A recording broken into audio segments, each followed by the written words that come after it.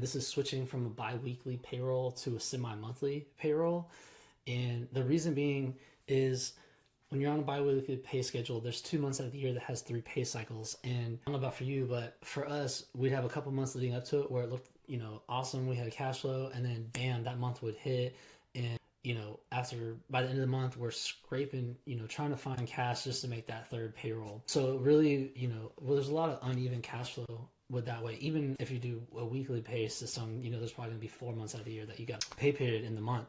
So the way you can smooth that out is by switching to semi-monthly. So you're only paying twice a month. And the way we did that is the pay period that runs from the 1st to the 15th of the month, we paid on the 20th, and the 16th to the end of the end of the month, we paid on the 5th. So on average, you had 15 days in the pay period, but sometimes it was 14, sometimes it was 16. So, there's a couple extra days, a couple things that you have to explain a little bit to the staff, because if their schedule falls right and there's 16 days in the pay period, they could technically have like 96 hours on a paycheck without having overtime. If the days fall correctly, you still check for overtime on a weekly basis. We did Sunday to Saturday.